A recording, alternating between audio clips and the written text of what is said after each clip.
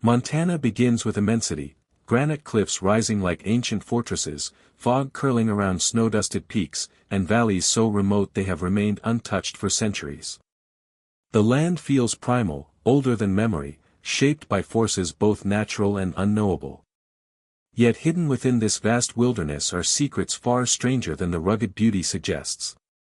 Scattered across Montana's mountains lie colossal stone formations, perfectly aligned boulders, and megalithic structures that no known Native American culture claims, and that no scientific explanation fully resolves.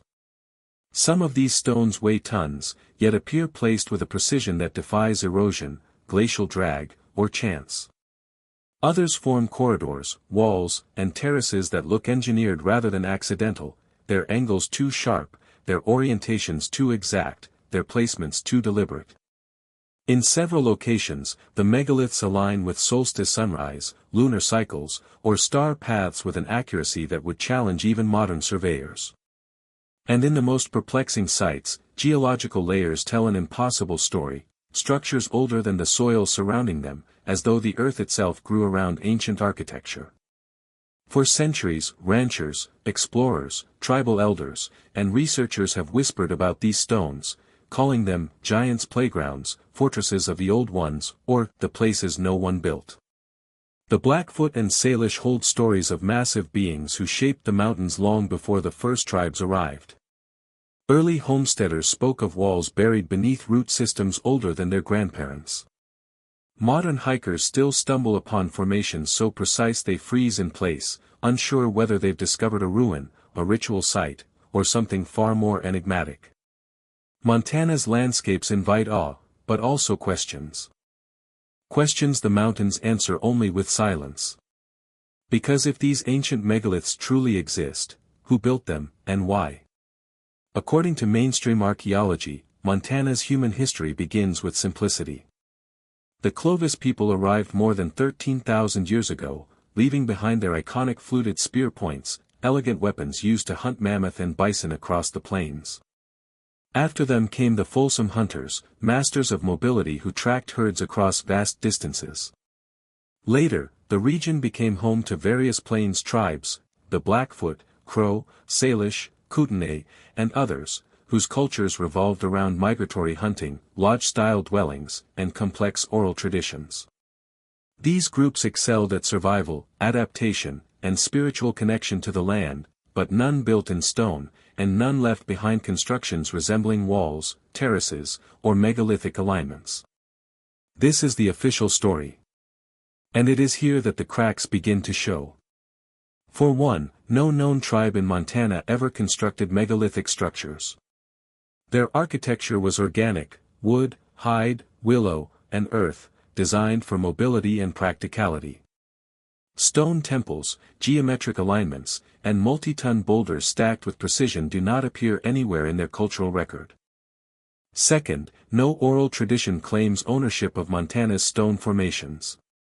Tribal elders acknowledge the sites, but describe them as ancient places, made before us, left by the ones who came first, or belonging to beings older than the tribes.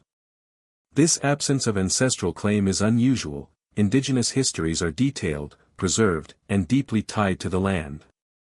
Yet when it comes to Montana's megaliths, the silence is striking. Archaeological reports add to the tension. Researchers routinely classify suspicious formations as natural unless overwhelming evidence forces reconsideration. Boulder walls become glacial deposits. Perfectly leveled platforms are dismissed as erosional shelves. Symmetric stone circles are explained as coincidental arrangements. The reluctance to label anything man-made reveals the underlying dilemma. If these structures aren't natural, then Montana's prehistory is far older, more complex, and more populated than the official timeline allows.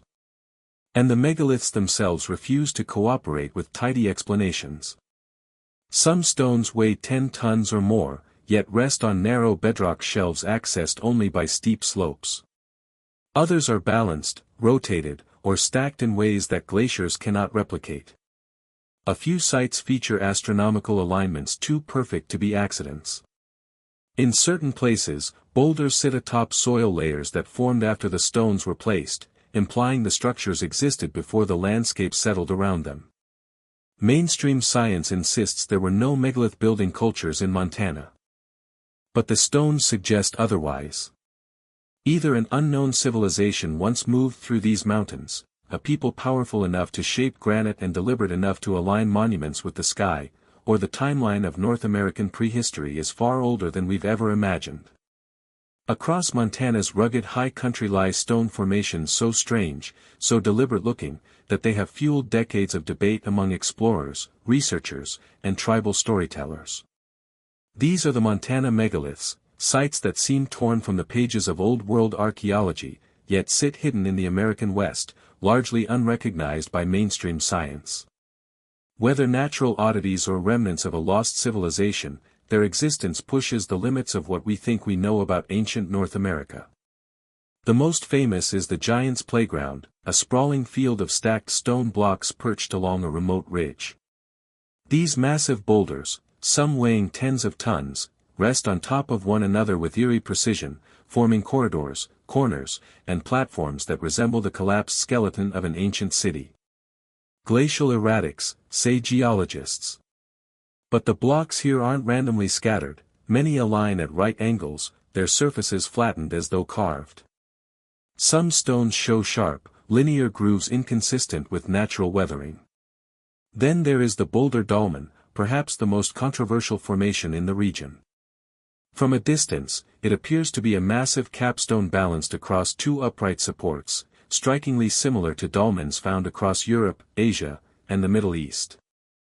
The top slab is impossibly heavy, and its placement looks intentional, as though lifted and set into position by hands far stronger, or far more technologically capable, than any culture known in Montana's archaeological record.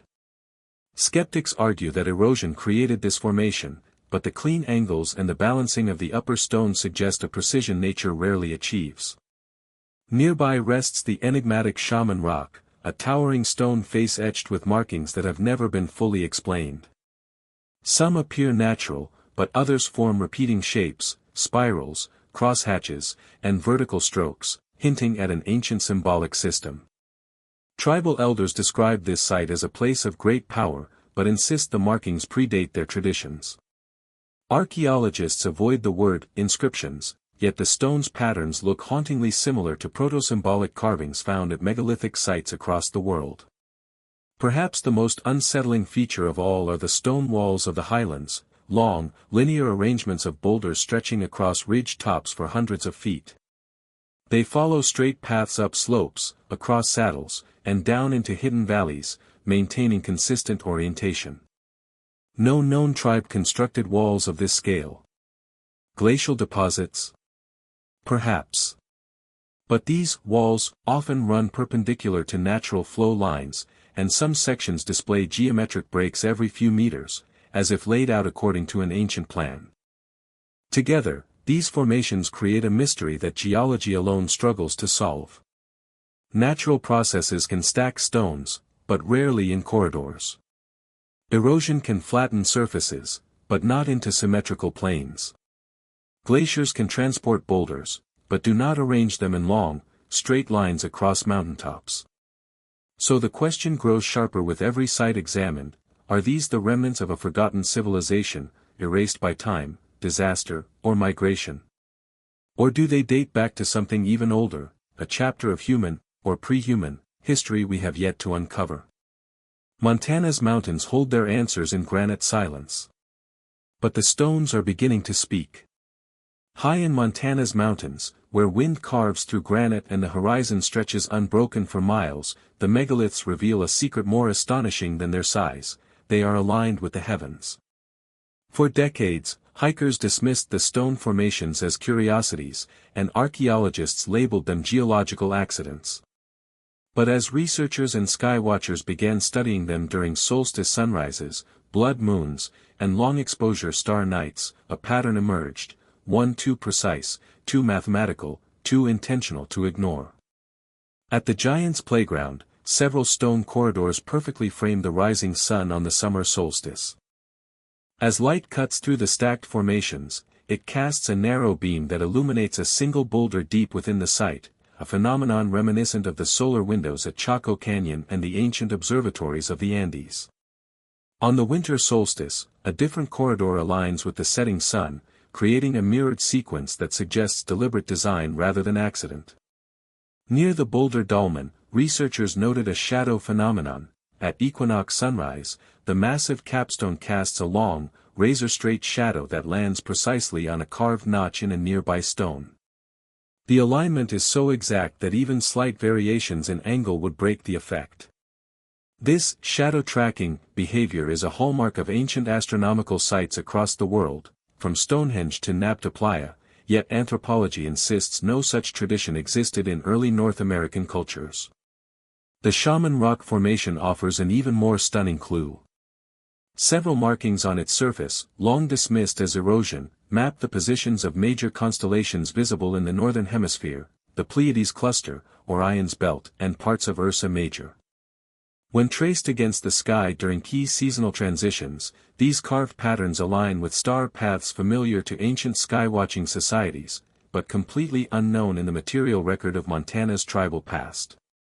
And atop the highland stone walls, sightline studies reveal long, narrow viewpoints aimed precisely at lunar standstill points, the extreme positions where the moon rises and sets during its 18-6-year cycle. Very few ancient cultures tracked the lunar standstill.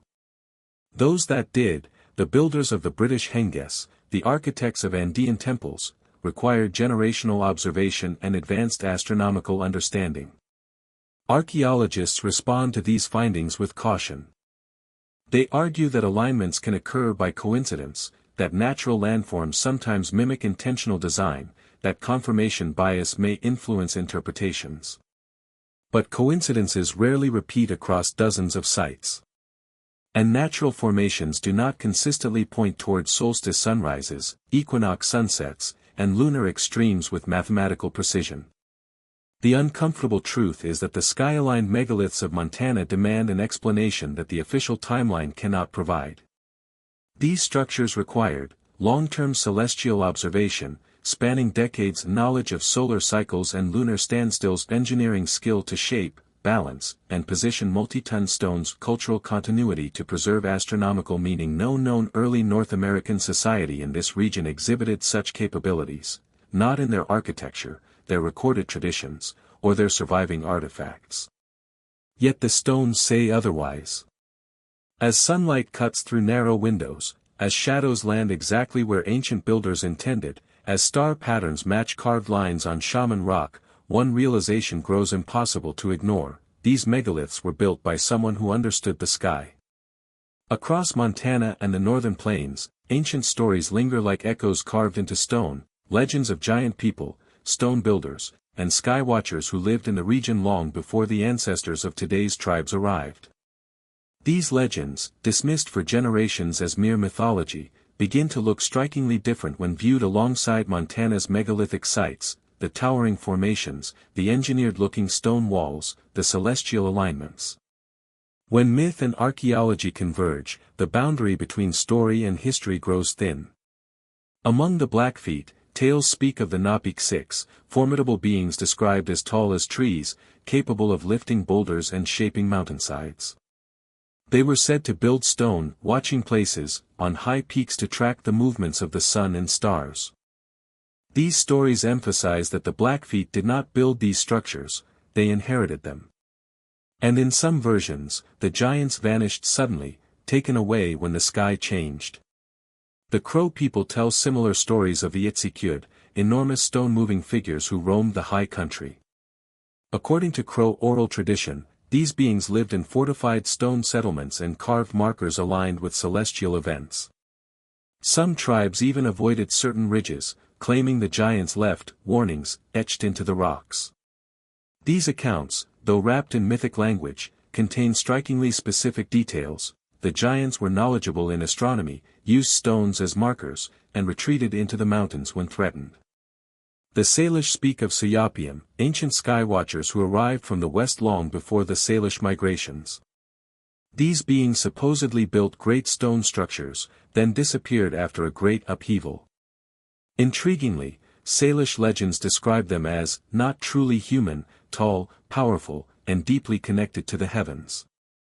Some stories claim they measured the land with shadows, a phrase that eerily mirrors the solar and lunar alignments found at Montana's megalithic sites.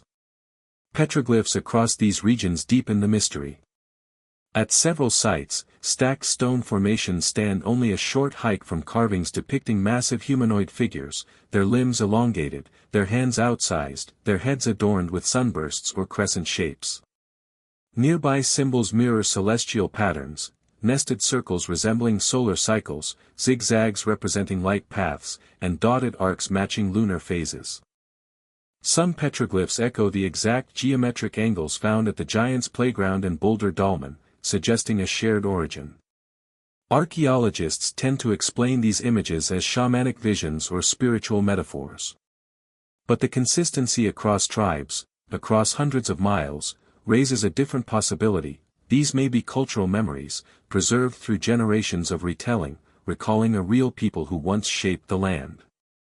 The giants may not have been literal monsters, but a physically imposing, technologically capable civilization whose influence lingered long after their disappearance. If so, the giant identity might reflect a population taller or stronger than later tribes, a group specialized in moving massive stones, a people with advanced astronomical knowledge, or a civilization whose ruins became myth as centuries passed. Myth becomes metaphor only after history fades. And in Montana's mountains, where megaliths align with the sky and stones weigh far more than early tribes could lift, the legends of giants may not be fantasies at all, but the last surviving threads of a civilization erased by time, disaster, or migration. Ask a geologist about Montana's megalithic formations, and you'll hear confident explanations: frost wedging, which cracks boulders into angular shapes; tectonic uplift, which tilts layers of bedrock into dramatic poses; glacial transport, which scatters massive stones across mountainsides like a careless giant's game. These forces are real, powerful, and visible throughout the Rocky Mountains. According to the official view, Montana's megaliths are nothing more than nature's handiwork, impressive, but accidental. And yet, the stones tell a different story. Geological processes produce chaos, not precision. Frost fractures rock unpredictably, creating rough shards, not smooth faces. Glaciers deposit boulders in messy clusters, not in straight lines stretching across ridge crests. Tectonic shifts break formations unevenly, not into mirrored angles and repeating geometric patterns. But across Montana's highlands, these coincidences appear again and again: walls that run for hundreds of feet, boulders balanced so cleanly that a sheet of paper could pass beneath them, formations whose faces meet at near-perfect 90-degree angles. At several sites, stones look cut rather than cracked.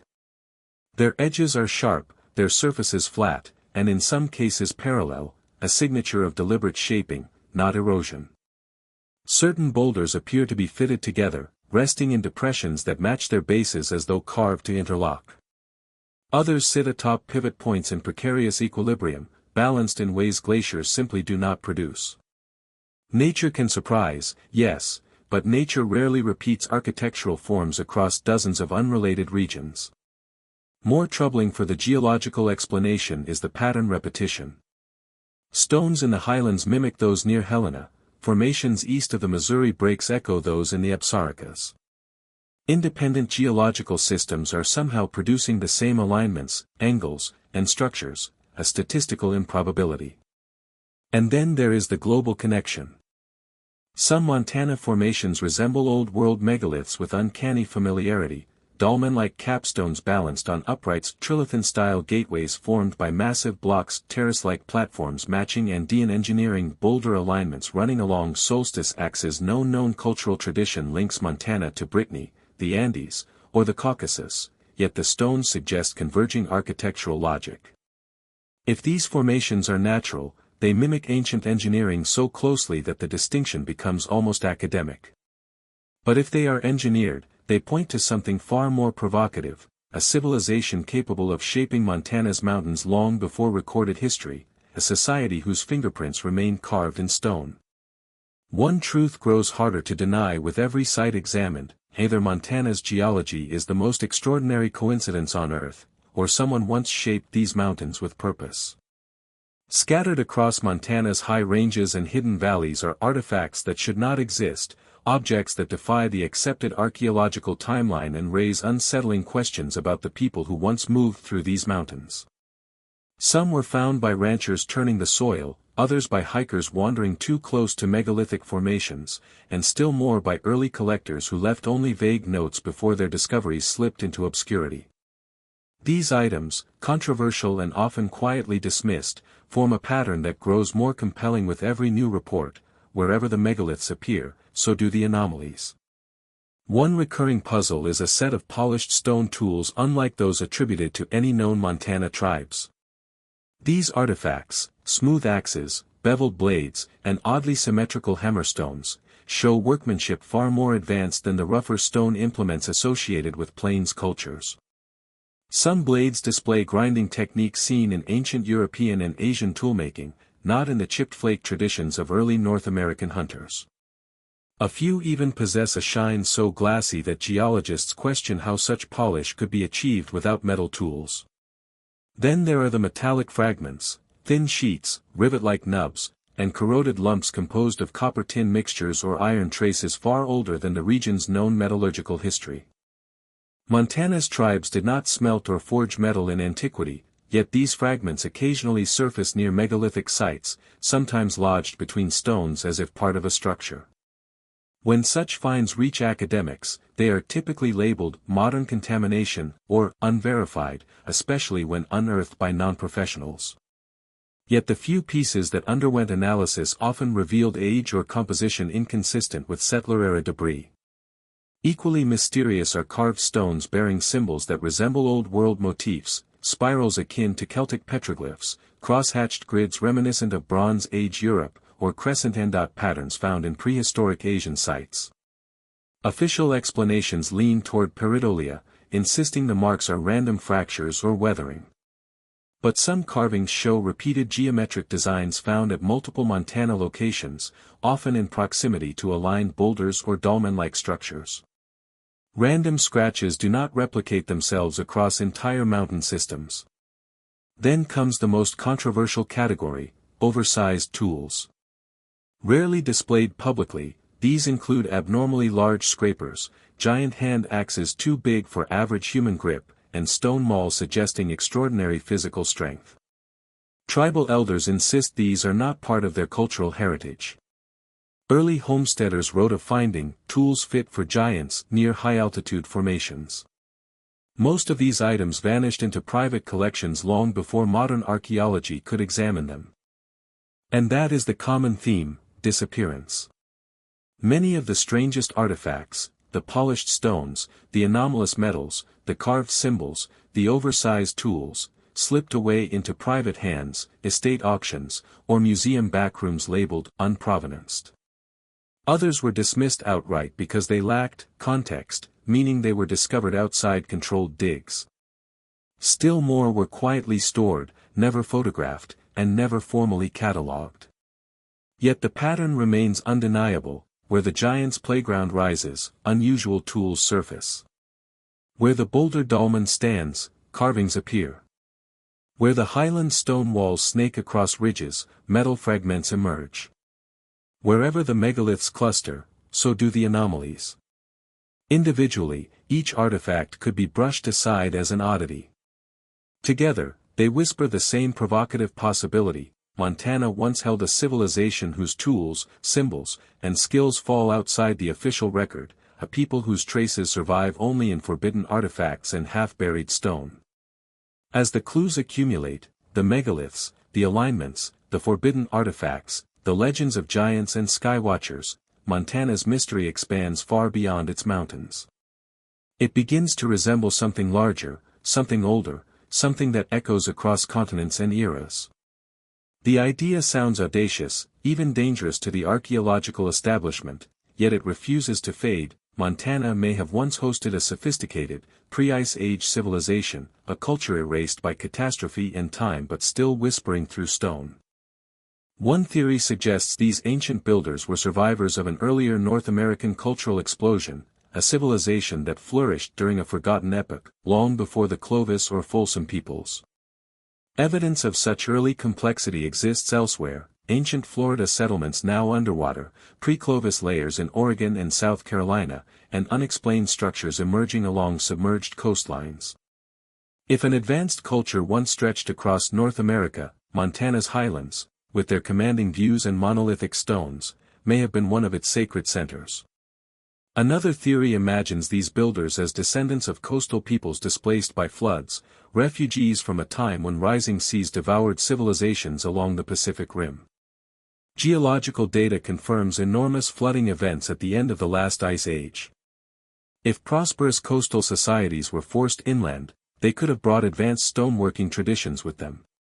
The Montana megaliths, in this light, might be the mountain sanctuaries of a displaced people, monuments built far from their drowned homelands. A third possibility looks to global disaster, a civilization wiped out during the Younger Dryas event, when sudden cooling, megafires, and continent-wide upheavals reshaped human populations. Around 12,800 years ago, the world shifted violently, temperatures plummeted, ecosystems collapsed, and countless cultures vanished. If a megalithic society thrived in Montana before this climatic catastrophe, its disappearance would align perfectly with this global timeline of destruction. The surviving stones, older than surrounding soil layers, may be all that remains of a world obliterated by ice, fire, and seismic chaos.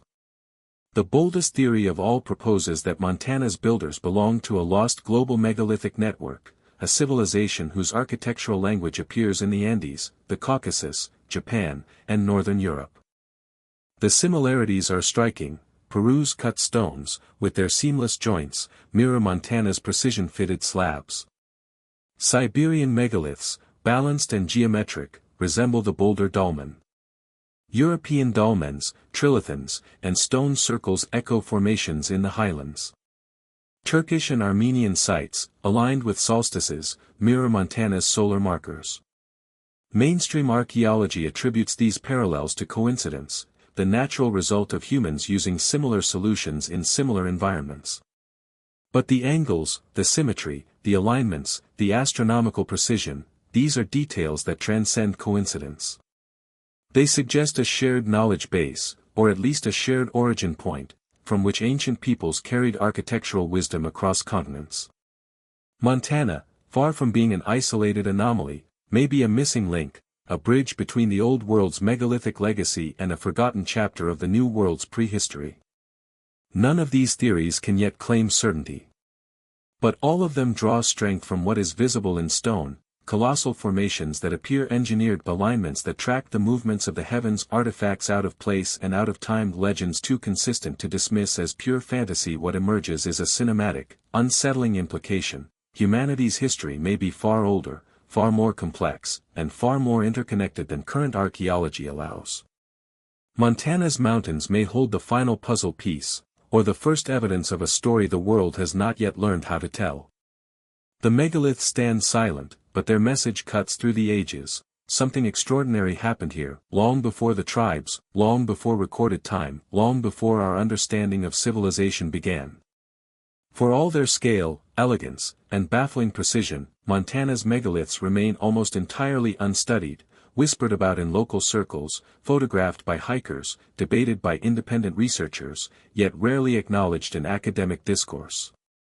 The question is not whether these sites exist, but why the world seems determined to ignore them. The answer lies in a tangled web of geography, politics, funding, and fear, a landscape as rugged as the mountains themselves. First, there is the simple matter of terrain.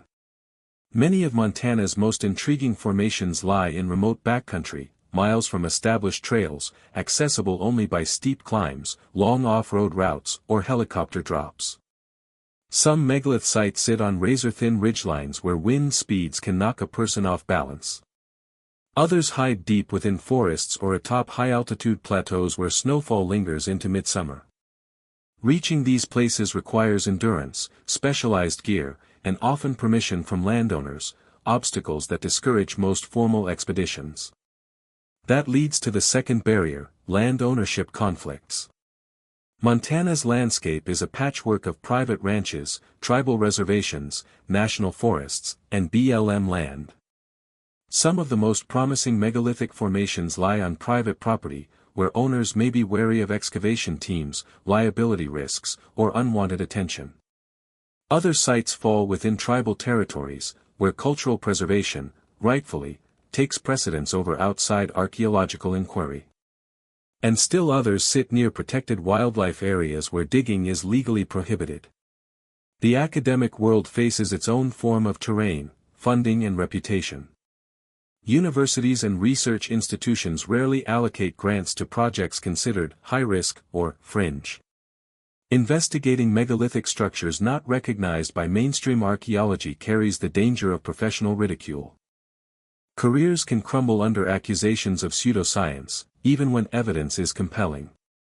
For many scholars, it is simply safer not to look. This blends into a deeper, persistent fear, the fear of validating forbidden theories. Acknowledging that Montana contains engineered megaliths, structures with astronomical alignments, precision stonework, and anomalous artifacts, would challenge long-accepted models of North American prehistory. It would imply the presence of a culture far older, far more skilled, and far more connected than current narratives allow.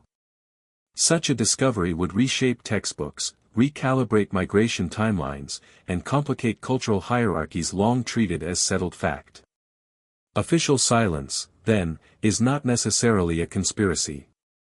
It may simply be the path of least resistance. Ignoring the megaliths avoids controversy. Avoiding controversy avoids risk. And avoiding risk maintains the stability of an archaeological framework built over decades. But while mainstream caution continues, independent researchers, drone mappers, skywatchers, and backcountry explorers push deeper into the mountains each year. Their findings, solar alignments, fitted stones, oversized tools, vanished artifacts, form a growing body of evidence that refuses to be conveniently filed away. These investigators pursue what academia will not touch, not out of defiance, but out of curiosity and a sense that something extraordinary lies buried in the granite. In the end, one psychological truth binds this mystery together: history doesn't like being rewritten, but the stones don't care. They stand in silence, defying erosion, defying explanation, and defying the official lines drawn across timelines and maps. And no matter how long they are ignored, they remain. Montana's mountains rise like ancient sentinels, their granite faces scarred by time, their valleys silent except for wind and memory. To most, they are majestic but ordinary, peaks to climb, trails to wander, landscapes to admire. But for those who look closer, who trace the angles of the stones and follow the alignments of the ridges, these mountains speak a different language. A language carved in silence. A language older than the tribes, older than the hunters, older than the stories we think define this land. The megaliths stand patient beneath shifting snow and summer heat, their edges softened by millennia yet unmistakably deliberate. Whether remnants of an ancient civilization, the fingerprints of forgotten architects, or the last markers of a world erased by catastrophe, they endure. And as each year passes, technology sharpens our ability to see them, LiDAR piercing through forest canopies, satellite imaging revealing geometric patterns from above, deep ground scanning detecting voids and buried structures beneath the soil. Tools the ancient builders never had are becoming tools that may finally uncover their truth. What happens when the mountain's secrets can no longer remain hidden? When precise measurements, advanced mapping, and digital models force us to confront what the eye alone could never prove? The answers may reshape everything we believe about North America's past, its cultures, its migrations, its forgotten epochs. Yet the mountains do not rush. They whisper slowly, allowing only glimpses to those willing to climb, to question, to listen. The mystery persists not because evidence is absent, but because it is immense, too vast, too old, too complex to fit neatly within our current understanding. And so the stones wait, unchanged, unwavering, offering hints rather than explanations. But one truth echoes through every ridge, every alignment, every carved surface revealed by sun or snow: the answers were never lost, they were carved into the mountains, waiting for someone to finally listen.